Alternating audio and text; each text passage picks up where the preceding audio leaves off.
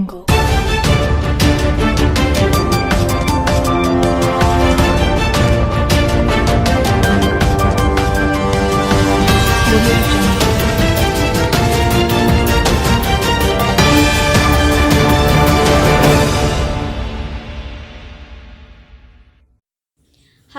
selamat pagi pemirsa. Apa kabar Anda hari ini?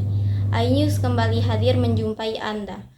Selama 30 menit ke depan, Anda akan bersama saya, Ziva Faras Fakira, membahas berita aktual, tajam, dan terpercaya. Saya akan membahas mengenai peran tanah bagi kehidupan, yaitu tanah longsor. Tanah memiliki bentuk yang berongga-rongga, sehingga menjadi tempat yang tepat bagi akar untuk bernafas. Selain itu, tanah juga menjadi habitat bagi mikroorganisme. Secara etimologi, kata tanah atau dalam bahasa Inggris, soil, yang berasal dari bahasa Prancis kuno, merupakan kata turunan dari bahasa Latin, solum, yang artinya adalah lantai atau dasar. Maka, tanah secara etimologi dapat diartikan sebagai bagian paling dasar. Komponen penyusun tanah. Komponen penyusun tanah adalah bahan yang berpengaruh terhadap pembentukan tanah, sehingga menjadi satu kesatuan bagian yang utuh dan membentuk bagian yang baru. Komponen penyusun tanah terdiri dari 6, yaitu 1 batuan, 2 udara, 3 humus.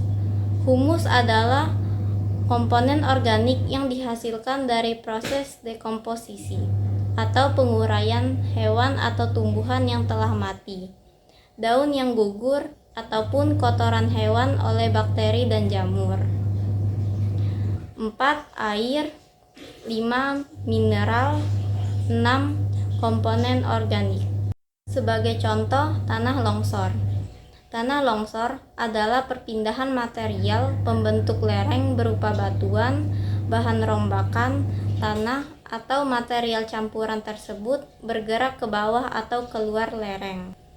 Proses terjadinya tanah longsor diawali oleh air yang meresap ke dalam tanah, akan menambah bobot tanah.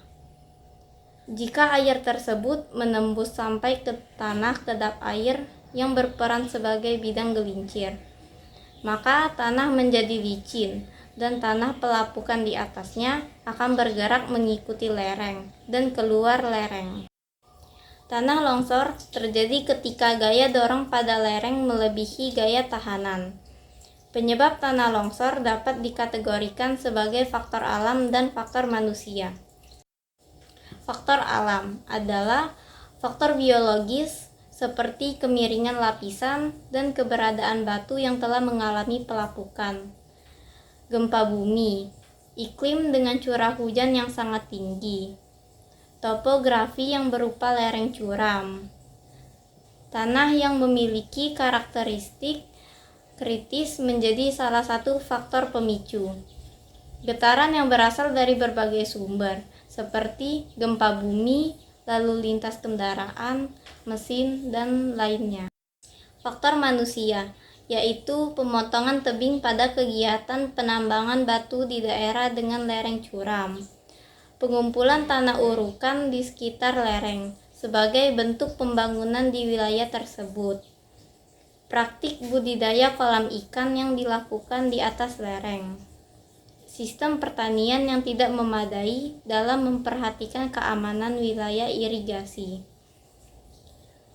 Kurangnya kesadaran masyarakat terkait resiko bahaya tanah longsor. Bencana tanah longsor sering muncul di musim hujan, setelah musim kering yang menyebabkan permukaan tanah retak dan berpori.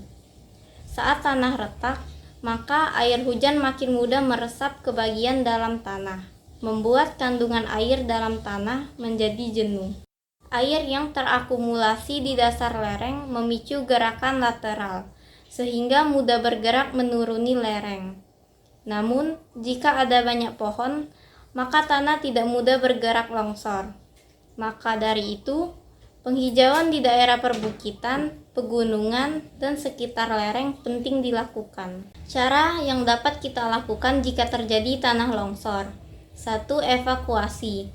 2. Menyingkir. 3. Hati-hati dan waspada saat banjir. 4. Menggulung seperti terenggiling. Yang dimaksud di sini yaitu buatlah posisi menggulung dengan menekuk bahu ke arah bawah dan menempelkan dahi ke lutut yang tertekuk. Posisi ini bertujuan untuk melindungi kepala Anda.